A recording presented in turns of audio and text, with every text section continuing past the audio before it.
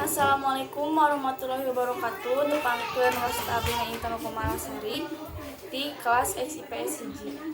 Cai laut asin. Kacatur zaman baheula aya dua jalma dilanceuk nu cika ngaranna Jana, ari lumungsu Jani. Ki Jani kaasup jelma beunghar lega sawah lega kebon. Tapi jelmana koret, tara burang bere jeung tutulung. Tapi Ki Jani mah bari jeung miskin oge ari boga rezeki teh sok mere kanu butuh. Hiji poe Ki Jani nginjem beas ka Ki Jana, tapi mana dibere mah dicarekan. Untung pamajikan Ki Jana karunyaeun susulumputan ti salakina mere beas ka Ki Jani, sacangkir jeung lauk asin. Bari nalangsa Ki Jani balik di tengah jalan, aprok jeung aki-aki, awakna begang lempangna rumanggiung.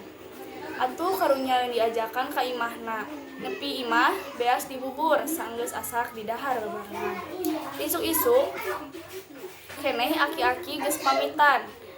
Memeh indit aki-aki teh mere jimat ka Ki Jani. Mangrupa lilisungan jeung haluna tina perak.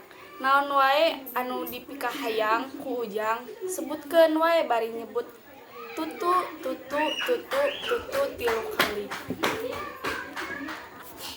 Ceuk aki-aki teh, engke tangtu haluna nutu sorangan sarta anu dipikahayang kaluar tinu jero lisung.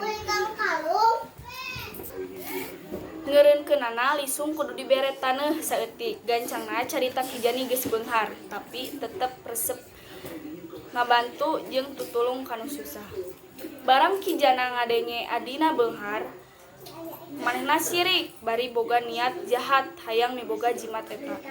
Hiji peuting Ki Jana datang ka Ki Jani. Ki Jani dicaritakeun kabeh ka Ki Jana. Carana make lisung terus dibawa minggat ku lanceukna ka alas pentas. Mangsa dina kapal geus eueuh uyah, Ki Jana mentak kalisung uyah kaluarkeun uyah teh teu eureun-eureun. Ki Jana poho teu mawa taneuh nepi ka kapalna kalebuh teuleum. Ti harita cai laut jadi asin.